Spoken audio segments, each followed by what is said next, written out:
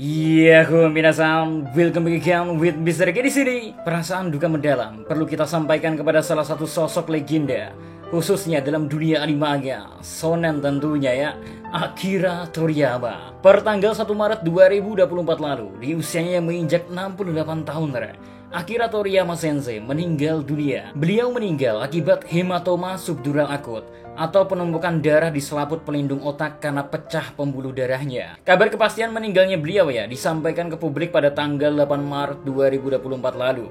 Meninggalnya beliau tentu meninggalkan luka besar bagi seluruh pecinta anime dan manga di berbagai penjuru dunia.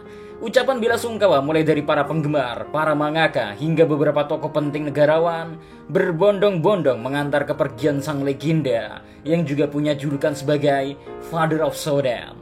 Nama-nama mangaka besar seperti Eiichiro Oda yang kita tahu sendiri sebagai pembuat One Piece, Masashi Kishimoto dari Naruto, Tite Kubo dari Bleach, Yusuke Murata dari One Punch Man, dan sebagainya mengirimkan salam perpisahan mereka masing-masing.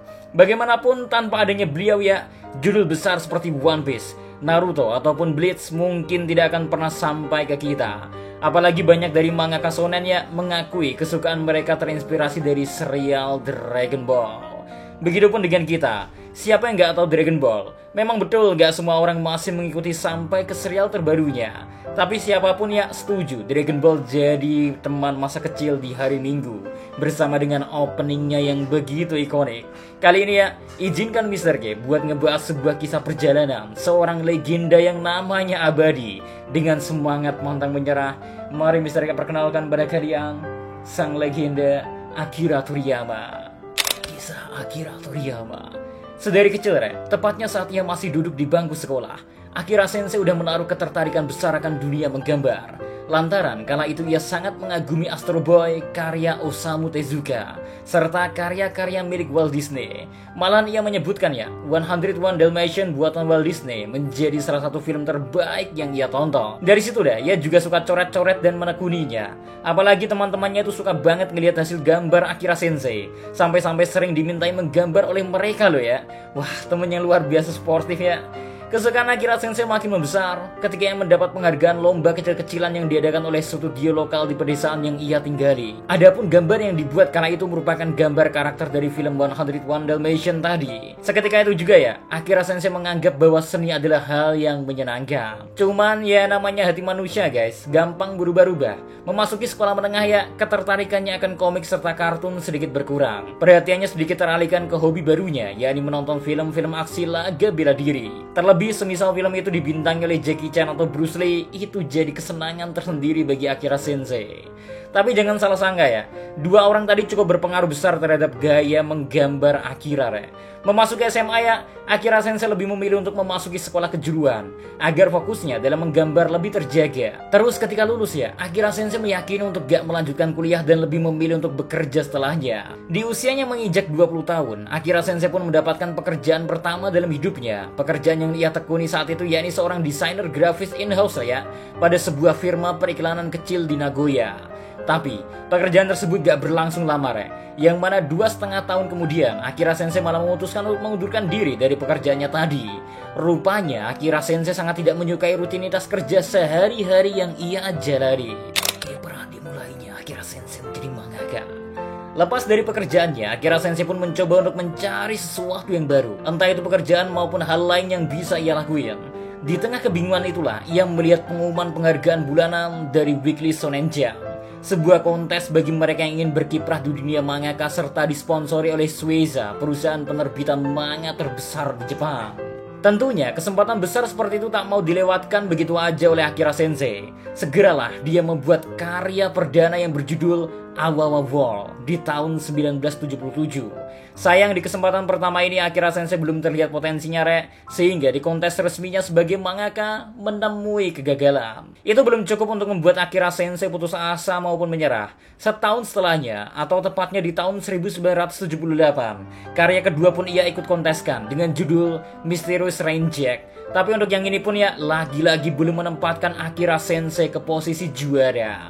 Malahan langsung didiskualifikasi lantaran adanya dugaan unsur parodi dari serial Star Wars. Kiprah Akira Sensei untuk memulai sebagai manga kayak memang bukan hal yang mudah, Rek.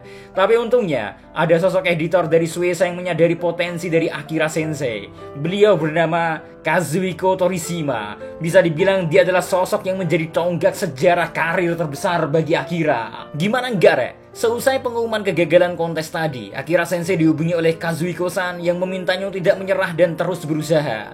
Dukungan seperti itu sukses memotivasi Akira Sensei untuk gak berhenti berjuang sampai titik darah penghabisan. Lalu beberapa bulan usai mendapat suntikan semangat, bener aja ya, akhirnya ada karya Akira Sensei yang diterima oleh Shueisha. Karya tersebut berjudul Wonder Island yang dirilis di tahun 1978 juga. Dengan diterimanya judul tadi, memulai kiprah perdana Akira Sensei menjadi seorang mangaka profesional yang sesungguhnya. Gagal lagi dan lagi. Akhirnya, karya Akira Sensei resmi diterbitkan, Rek. Apakah ini jadi awal kesuksesan baginya? Sayang belum. Pahit banget malah, karya perdana Akira Sensei yang dipublikasikan ini rupanya gagal menarik perhatian para fans manga saat itu. Kejadian tersebut membuat kepercayaan penerbit Shueisha agak menurun terhadap Akira. Berikutnya ya, Akira masih terus memberi draft agar bisa dipublikasikan kembali di tahun 1979. Namun karena turunnya kepercayaan tadi, draft terbaru ini menemui penolakan. Tapi untungnya ada dua draft yang setidaknya diterbitkan Shueisha dalam sebuah one shot. Pertama berjudul Todai High Island yang rilis di bulan April 1979. Di sini ya, antusiasme pembaca lagi-lagi belum sesuai yang diharapkan. Pada titik ini juga bisa aja membuat Akira Sensei sungguh mengakhiri keinginannya menjadi seorang mangaka. Berat banget kan emang, selalu gagal di kontes, sekalinya dapat kesempatan, dua kali gagal, ditambahnya penerbit turun kepercayaan. Namun ya, secerca harapan muncul ketika one shot berikutnya yang rilis di bulan Agustus 1979 berjudul Tomato Girl Detective mendapat sedikit kesuksesan, Rek. Iya, sedikit, but itu cukup untuk membuat Akira Sensei kembali menemukan kepercayaan dirinya. The final success. Berkat sedikit cahaya tadi, Akira Sensei semakin giat dalam menciptakan karya yang akan segera dirilis kembali. Makanya di tahun 1980, titik balik kesuksesan Akira Sensei sebagai seorang mangaka benar-benar dimulai. Karena di tahun itu, Akira Sensei merilis serialisasi perdana berjudul Dr. Slump. Karya Akira Sensei ini sukses melejit di pasaran. Banyak orang terbius dengan art dan story dari beliau yang membuat manga ini ya. Jadinya penjualannya laku keras. Nama Akira Sensei pun semakin terkenal berkat ini. Misalnya, di tahun 1981, Akira Sensei menyabet penghargaan Shogakukan Manga Award di nominasi serial manga shonen atau shoujo terbaik di tahun itu. Lalu, kesuksesan terus berlanjut sampai di tahun 1981 juga. Toei Animation mengadaptasinya menjadi serialisasi anime. Sampai-sampai nih ya, Rek, biar mempermudah pekerjaannya, Akira Sensei membuat studio manganya sendiri di tahun 1983. Dengan total 18 volume, manga Dr. Slump resmi ditamatkan oleh Akira Sensei di 10 September 1984. Nah, tamatnya Dr. Slump dengan antusiasme yang luar biasa membawa angin segar bagi Akira Sensei untuk kembali membuat karya yang gak kalah gila. Maka, di tanggal 3 Desember 1984, sejarah pun tercipta, Rek. Karena akhirnya, karya yang super duper fenomenal rilis untuk pertama kalinya. Mahakarya itu berjudul Dragon Ball. Reaksi pecinta manga menjadi lebih meledak-ledak lagi karena Dragon Ball ini. Terlebih, berkat rilisnya Dragon Ball, Rek, Akira Sensei sampai dikenal sebagai sosok yang membawa The Golden Era of Jump. Gimana enggak ya? Serial Dragon Ball kala itu menjadi manga dengan penjualan terlaris bagi penerbit Shueisha. Yang lebih edannya lagi, formula yang dibuat Akira Sensei dalam membuat manga Dragon Ball yang punya genre shonen banyak menjadi inspirasi genre serupa saat itu, bahkan hingga detik ini sekalipun. Well, itu yang membuat karya beliau ini juga disebut sebagai most influential shonen manga, alias manga shonen paling berpengaruh di dunia. Kesuksesan Dragon Ball juga membawa manganya mendapat adaptasi anime yang kembali dirilis oleh Toei Animation. Dan makin gila-gilaan lagi dah popularitasnya, Rek. Karena anime ini juga ya, dunia luar menjadi lebih mengenal anime dan menimbulkan atmosfer pecinta animenya di seluruh dunia mulai berjamuran. Tercatat juga ya, setidaknya manga Dragon Ball terjual lebih dari 300 juta kopi di seluruh dunia. Sosok inspiratif.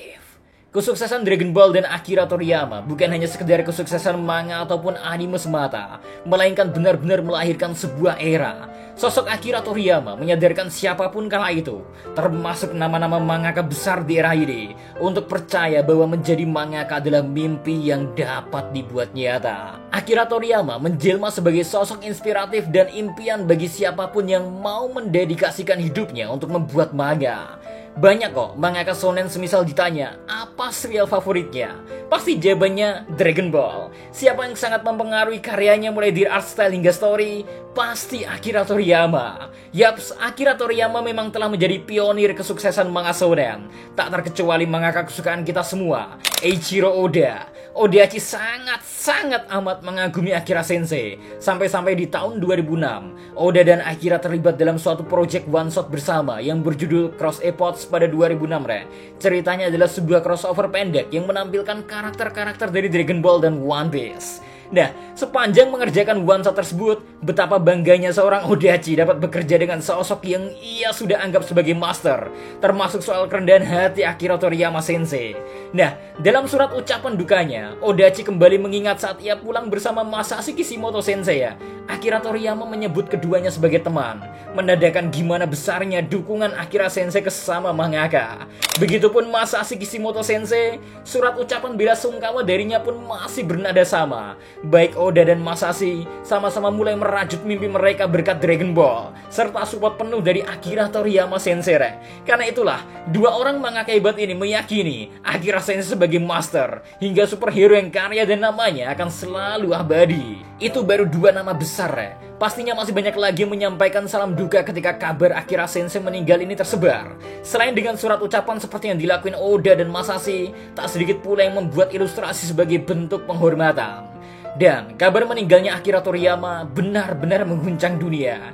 Gak cuma sekedar lingkup mangaka atau penggemar animenya. Di hari yang sama ya, konfirmasi resmi kepergiannya, topik Akira Toriyama bahkan mengalahkan trending dari pidato Joe Biden. Akira Toriyama Sensei diberi pujian mendalam oleh Kepala Sekretariat Kabinet Jepang, Yoshimasa Hayashi, karena berperan dalam pentingnya menunjukkan kekuatan culture Jepang kepada dunia. Selanjutnya ada Kementerian Luar Negeri Tiongkok dan El Salvador yang sama-sama mengeluarkan pernyataan bela sungkawa atas kematian Toriyama.